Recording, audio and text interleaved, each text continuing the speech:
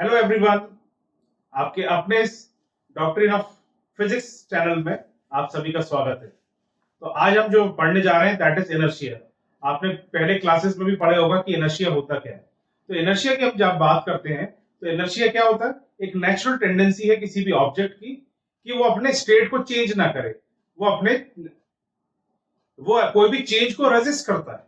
जैसे अगर रेस्ट में है तो वो रेस्ट में ही रहना चाहेगा, और अगर मोशन में है तो वो मोशन में ही रहना चाहेगा। ठीक, तो डेफिनेशन है, inertia is the natural tendency of an object to resist any change in their state of rest or motion। ठीक, और जिसका जितना मास होगा, कोई ऑब्जेक्ट का अगर मास ज्यादा है तो उतना ही इनर्शिया होगा। ठीक, mass of an object is directly proportional to the inertia of, है ना? तो जितना मास होगा उतना ही इनर्शिया होगा। तो आज हम एग्जांपल से समझेंगे कि इनर्शिया क्या होता है ना? मेरे पास एक ये आलू है और ये आलू को मैंने स्क्रू ड्राइवर में बस लगा लिया है। तो ये क्या होगा, जब मैं इस पे फोर्स दूंगा, मैं आलू पे कोई फोर्स नहीं दूंगा, लेकिन मैं ये स्क्रू ड्राइवर पे फोर्स दूंगा, है ना? तो क्या होगा, देखिए आप,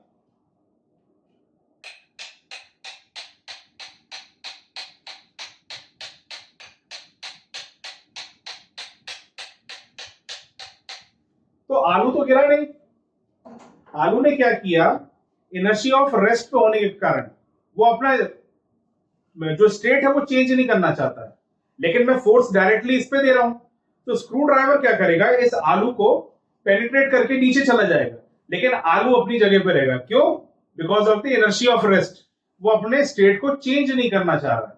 तो उम्मीद करता हूं आपको इस एक्सपेरिमेंट से समझ में आएगा कि इनर्शिया ऑफ रेस्ट क्या होता है। ठीक, चलिए, है ना? तो ये हमारा इनर्शिया हमने समझा। अब इसके कुछ टाइप्स होते हैं वो हम समझ लेते हैं। इनर्शिया ऑफ रेस्ट तो हमने समझा, इनर्शिया ऑफ मोशन होता है, इनर्शिया ऑफ डायरेक्शन होता है। ठीक, तो हम इसके टाइप समझ लेते हैं।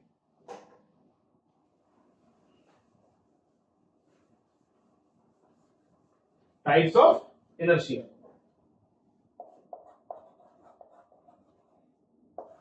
ठीक, पहला होता है इनर्शिया ऑफ रेस्ट। ठीक है, inertia of rest. Inertia of rest की मैं अगर बात करूं, मान लीजिए आप गाड़ी पे बैठते हैं, सडनली गियर लगा के गाड़ी को आगे बढ़ाते हैं तो झटका लगता है हमें पीछे की तरफ। क्यों? क्योंकि बॉडी हमारी काय में है, रेस्ट में है। अब हम उसको सडन मोशन दे रहे हैं तो बॉडी उसके कारण अपने स्टेट को वो कर रहे हैं, रेजिस्ट कर रही है चेंज को। ठीक, तो tendency of an object, tendency of an object to remain in rest। ठीक है, inertia of object, or we can say tendency of an object to remain or stay at rest। ठीक, कि वो बॉडी अगर rest में है तो rest में ही रहना चाहती है, वो मोशन में नहीं जाना चाहती। कहने का मतलब है कि वो अपने चेंज को रेजिस्ट कर रही है। अगर रेस्ट में है तो रेस्ट में ही रहेगी, और अगर मोशन में है तो मोशन में ही रहना चाहेगी। ठीक, ये हो गया हमारा इनर्शिया ऑफ रेस्ट। इसका एग्जांपल भी हमने समझा। अब हम बात कर लेते हैं इनर्शिया ऑफ मोशन। ठीक है, inertia of motion. Inertia of motion का सबसे बढ़िया एग्जांपल है, मान लीजिए आप किसी स्पीड से और एक सेम डायरेक्शन में चल रहे हैं और सडनली आपने गाड़ी को स्टॉप कर दिया, ब्रेक लगा दिया। तो क्या होता है, आपने देखा होगा कि हमारी बॉडी जब सडन ब्रेक लगता है तो सामने की तरफ हमारी बॉडी मूव कर रही है, क्योंकि हमारी बॉडी मोशन में होती है। वो अपने स्टेट को चेंज नहीं करना चाहती। अगर वो मोशन में है और जिस डायरेक्शन में, उसी डायरेक्शन में रहना चाहती है, और हम सडनली ब्रेक लगा देते हैं तो वो बॉडी रेस्ट में नहीं आना चाहती। वो होता है हमारा इनर्शिया ऑफ मोशन। ठीक, tendency of an object, tendency of an object to remain in same speed and same direction, है ना। अगर बॉडी मोशन में है और जिस डायरेक्शन में है वो उसी स्टेट में रहना चाहेगी। वो ब्रेक लगाने की वजह से बॉडी जो सामने आ रही है उसको रेजिस्ट कर रही है चेंज को, that is inertia of motion. ठीक है। अब एक और होता है हमारा इनर्शिया ऑफ डायरेक्शन। आपने नॉर्मली देखा होगा, मैंने आपको अपने बगल में बिठा दिया और मैंने सडनली राइट आपको स्टीयरिंग को मोड़ दिया, तो इनर्शिया ऑफ डायरेक्शन की वजह से वो क्या करता है, वो आपको एक तरफ दूसरी तरफ फेंक देता है, that is inertia of direction. ठीक। अगर इनर्शिया ऑफ डायरेक्शन की डेफिनेशन की अगर हम बात करें, inertia of direction, inertia of direction, ठीक है। Tendency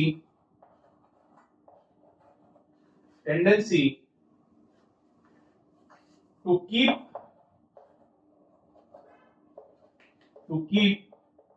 moving with the same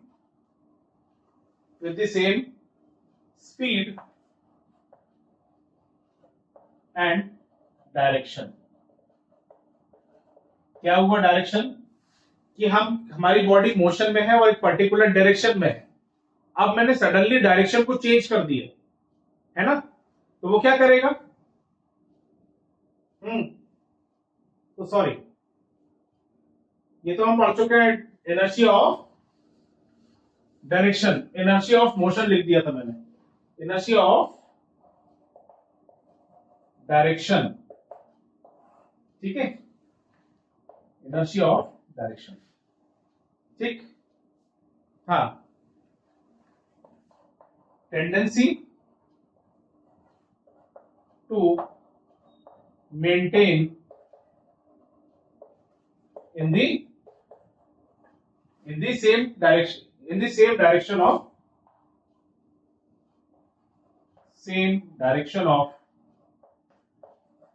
motion। ठीक है। जिस डायरेक्शन में मोशन हो रहा है, हमारी बॉडी मोशन में है और उसी डायरेक्शन में है। अब मैंने अगर स्टीयरिंग घुमा दिया तो वो आपको अपोजिटली कहां फेंकेगा, इस तरफ, क्योंकि मैंने सडनली डायरेक्शन को चेंज कर दिया। इनर्शिया की वजह से वो आप इस तरफ गिर जाते हैं, है ना। तो ये हो गया हमारा इनर्शिया ऑफ डायरेक्शन। ठीक। उम्मीद करता हूं आपको इनर्शिया समझ में आया होगा। और इसके बाद हम पढ़ते हैं Newton's first law of motion.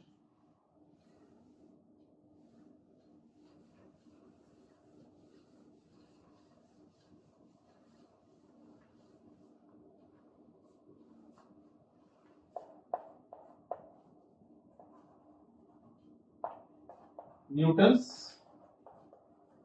First law of motion. ठीक। Newton's first law of motion. Newton's first law of motion हमें क्या बताता है, न्यूटन ने हमें यह बताया कि कोई भी बॉडी है, अगर वो या तो रेस्ट पे है या फिर यूनिफॉर्म मोशन में है, वो अगर रेस्ट में है तो रेस्ट में ही रहेगी, और अगर मोशन में है तो मोशन में ही रहेगी, unless and until it is compelled bye an external force. जब तक एक्सटर्नल फोर्स नहीं लग रहा, उसके स्टेट में कोई चेंज नहीं होगा, that is Newton's first law of motion. अगर डेफिनेशन की बात करें, if a body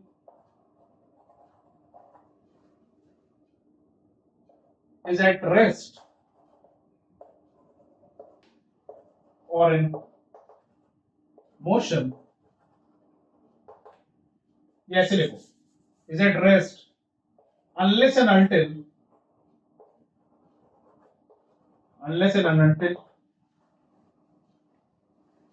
it is compelled by an compelled by an external force.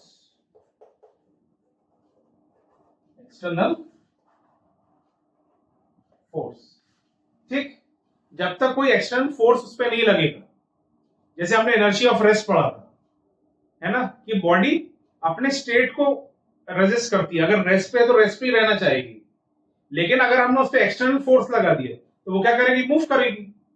यही हमारा फर्स्ट लॉ बताता है कि कोई भी बॉडी अगर रेस्ट पे है या फिर अगर वो यूनिफॉर्म मोशन में है, जब तक उस पर एक्सटर्नल फोर्स नहीं लगेगा वो बॉडी मूव नहीं करेगी, या फिर कोई मोशन में है तो वो बॉडी रेस्ट में नहीं आएगी जब तक कोई एक्सटर्नल फोर्स उस पर नहीं लगेगा। और इसी लॉ को हम बोलते हैं law of inertia. Law of inertia, is it clear? हाँ, अगर एक्सटर्नल फोर्स जो है जीरो है तो उसके स्टेट में कोई चेंज होगा? No change in their state of motion. Is it clear? जब तक एक्सटर्नल फोर्स नहीं लगेगा उसके कोई भी रेस्ट या मोशन के स्टेट में कोई चेंज नहीं आएगा। That is Newton's first law of motion. तो आज हमने क्या पढ़ा? Inertia, Newton's first law of motion. इसके ऊपर हम कुछ क्वेश्चंस कर लेते हैं, क्या क्या इसके केसेस होते हैं, है ना, वो समझ लेते हैं। चलिए, तो ये हमारा क्वेश्चन है, a particle is moving with a constant speed along a straight line path, a force is required to. क्या? एक पार्टिकल कांस्टेंट स्पीड के साथ स्ट्रेट लाइन में मूव कर रहा है, a force is not required to. ठीक है, तो कौन सा होगा? Force is not required to, keep it moving with uniform velocity. ऐसा क्यों? पार्टिकल कांस्टेंट स्पीड से चल रहा है अलोंग अ स्ट्रेट लाइन। अगर वो कांस्टेंट स्पीड से चल रहा है, एक यूनिफॉर्म वेलोसिटी से चल रहा है, तो उसको फोर्स की जरूरत है क्या? That is keep it moving with uniform velocity. ठीक है, दूसरा हमारा क्वेश्चन है, a man getting down a running बस फॉल्स फॉरवर्ड बिकॉज। आपने देखा होगा कि जैसे हम मान लेते एक ट्रेन चल रही है, वो मोशन में है और कोई इंसान कूदता है ना, फॉरवर्ड, तो वो क्या गिर जाता है। क्यों होता है ऐसा? ऐसा इसलिए होता है कि इनर्शिया वो उसकी बॉडी मोशन में रहती है, लेकिन वो जैसे ही ग्राउंड टच करता है तो उसका अपर बॉडी तो मोशन में रहती है, लेकिन लोअर बॉडी टच होने की वजह से क्या होती है, इमीडिएटली रेस्ट में जाती है। तो इनर्शिया की वजह से वो अपनी स्टेट को चेंज नहीं करना चाहता इसलिए वो सामने की तरफ गिर जाता है। तो इसका ऑप्शन क्या होगा? Due to inertia of motion, upper part of the body continues to be in motion in forward direction while feet come to rest as soon as they touch the road. Road को touch करने की वजह से उसका जो lower part of the body है वो क्या हो गया, इमीडिएटली रेस्ट पे आ गया। तो इसका ऑप्शन हुआ due to inertia of motion. इसी तरीके से एक ये है, when a bus suddenly takes a turn, इसमें इनर्शिया ऑफ डायरेक्शन है ना। When a bus takes a turn, the passenger are thrown outwards. जैसे मैंने स्टीयरिंग घुमाया, बस को घुमा दिया, तो वो कहां गिरेंगे? बाहर की तरफ गिर जाएंगे due to inertia of direction, है ना। तो इसका आंसर होगा इनर्शिया ऑफ डायरेक्शन। ठीक है, अब हम पढ़ते हैं कि हमें न्यूटन सेकंड लॉ पढ़ना है, लेकिन उससे पढ़ने से पहले हमें मोमेंटम समझना पड़ेगा कि मोमेंटम क्या होता है ना। चलिए,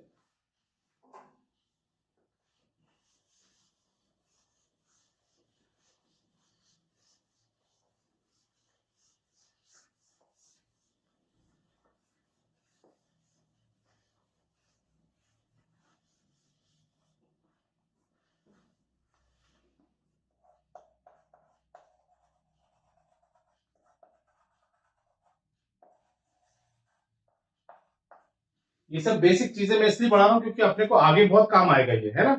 तो हम जब भी मोमेंटम की बात करते हैं हमें क्या समझ में आता है? मोमेंटम हमें कोई भी ऑब्जेक्ट का मोशन को डिस्क्राइब करता है ना? तो मोमेंटम क्या है? मोमेंटम एक फिजिकल क्वांटिटी है। Momentum is physical quantity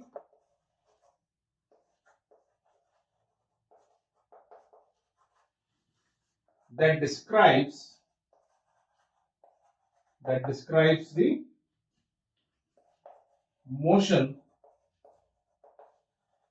of an object। ठीक है, अगर मोमेंटम को हम डिनोट करते हैं पी से, इसका फॉर्मूला होता है mass into velocity. so it is the product of mass of the object and the velocity of an object। ठीक, ये हमारा मोमेंटम है। ठीक है, इसकी अगर मैं एसआई यूनिट की बात करूं तो केजी और मीटर पर सेकंड। तो इसकी एसआई यूनिट क्या हो गई?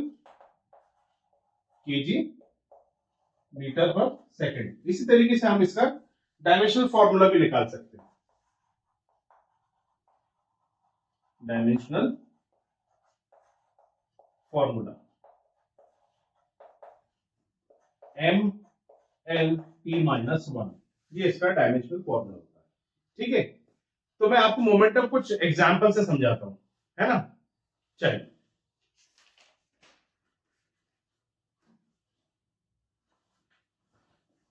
देखिए दो चीजें इंपॉर्टेंट होती है मोमेंटम में।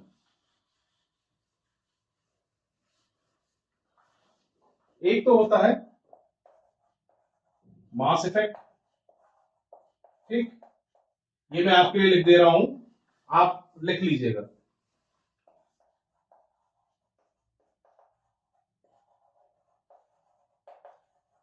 heavier bodies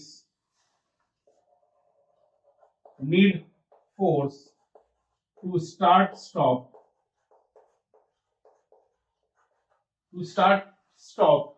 in the same time। ये अभी मैं आपको समझाऊंगा। ठीक है, इन the same time.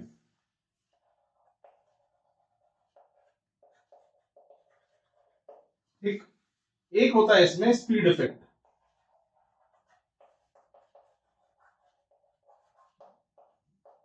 Speed effect, ठीक है,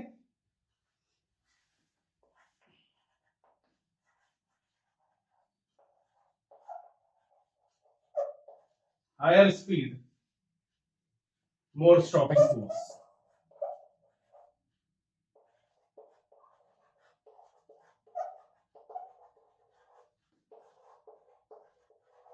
मोर स्टॉपिंग फोर्स नीडेड। ठीक, एग्जांपल में हम बात करें तो बुलेट होती है ना गन की, वो। चलिए, तो दो एग्जांपल से समझते हैं। एक तो होता है इसमें मास इफेक्ट और एक होता है स्पीड इफेक्ट। मान लीजिए जितना मास होगा, अगर मोमेंटम है, जैसे ट्रक है, हम ट्रक मान लेते हैं, उसका मास ज्यादा होता है। अगर वो बहुत स्पीड से आएगा, मान लीजिए 80 किलोमीटर पर आवर की स्पीड से आएगा, तो उसके मास की वजह से और उसके जो मोशन की वजह से, मोमेंटम की वजह से क्या होगा? अगर वो आपसे टकरा जाता है तो आपको इफेक्ट ज्यादा आएगा, आपको चोट ज्यादा लगेगी, है ना? तो जितना ज्यादा मास और अगर वो मोशन में है तो उतना इफेक्ट लगेगा आपको। ठीक है, क्या यही ट्रक अगर 5 किलोमीटर पर आवर की स्पीड से आ रही है, 1 किलोमीटर पर आवर की स्पीड से आ रहा है, तो क्या आपको चोट लगेगी? नहीं लगेगी, क्योंकि उसमें स्पीड इफेक्ट नहीं है, मास तो है। और मोमेंटम को क्लैरिफाई करने के लिए मास इफेक्ट और स्पीड इफेक्ट का होना बहुत जरूरी है ना? बताइए, अगर ट्रक स्लो आ रहा है या फिर कोई बाइक 100 किलोमीटर पर आवर की स्पीड से आ रही है, तो किसमें ज्यादा चोट लगेगी आप? क्योंकि उसमें स्पीड इफेक्ट है, वो 100 किलोमीटर पर आवर की स्पीड से आ रही है। और अगर यही ट्रक 100 किलोमीटर पर आवर की स्पीड से आ रहा है, तो इसके मास की वजह से आपको चोट ट्रक से ज्यादा लगेगी, है ना? तो उसका मास इफेक्ट क्या है और स्पीड इफेक्ट क्या है, उसके हिसाब से आपके मोमेंटम को देखते हुए आपको चोट किसमें लगेगी? ट्रक में ज्यादा लगेगी, क्योंकि उसका मास भी ज्यादा है, उसका वेलोसिटी भी ज्यादा है ना? तो ये होता है हमारा मोमेंटम। ठीक है, बहुत बेसिक चीजें चल रही है, इस पे 2 क्वेश्चंस कर लेते तो आपको समझ में आ जाएगा कि कैसे अपन इसके क्वेश्चंस को आते हैं। चलिए एक बहुत सिंपल सा क्वेश्चन ले लेता हूं मैं, ठीक है। व्हाट इज, ये तो बहुत सिंपल है, what is momentum if 50 gram bullet 50 gram bullet momentum of a 50 gram bullet, ठीक, at 300 मीटर पर सेकेंड। हमारे पास फॉर्मूला है P is equals to M V. Mass हमें क्या दे रखा है 50 ग्राम्स, तो अगर मैं उसको केजी में कन्वर्ट करूं तो 0.05 केजी लिख सकता हूं, इज इट राइट। और वेलोसिटी हमें क्या दे रखी है 300 मीटर पर सेकेंड। तो इसका मोमेंटम क्या आ जाएगा, इसका मोमेंटम आ जाएगा 15 केजी मीटर पर सेकेंड। ये इसका मोमेंटम है, ठीक। इसी तरीके से दूसरा क्वेश्चन कर लेते हैं। इफ अ 1000 kg कार, है ना, if a 1000 kg car has 5000 kg metre पर सेकेंड, क्या है मोमेंटम।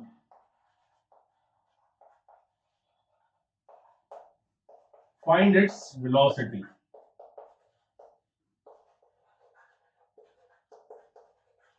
Find its velocity. मेरे पास फॉर्मूला है P is equals to M B, है ना। मोमेंटम मेरे को दे रखा है और मास मेरे को दे रखा है, तो फॉर्मूला क्या बना वेलोसिटी का, मोमेंटम अपॉन मास। मोमेंटम है मेरे पास 5000 और मास क्या है, कितने किलो की कार है 1000 केजी की, है ना। ये इससे ये कट गया, मेरे पास आया क्या 5 मीटर पर सेकेंड, ठीक। तो ये हमने मोमेंटम समझा, है ना। नेक्स्ट क्लास में हम शुरू करेंगे Newton second law of motion. उम्मीद करता हूं आपको वीडियो अच्छा लगा होगा। अगर अच्छा लगा तो लाइक शेयर एंड सब्सक्राइब कीजिए। अगर कोई भी डाउट होता है आपको तो आप कमेंट सेक्शन में मुझसे पूछ सकते हैं या फिर टेलीग्राम चैनल पे आप मुझसे पूछ सकते हैं, मैं आपका जवाब जरूर दूंगा। थैंक्स फॉर वॉचिंग, अगली क्लास में मिलते हैं, गुड बाय।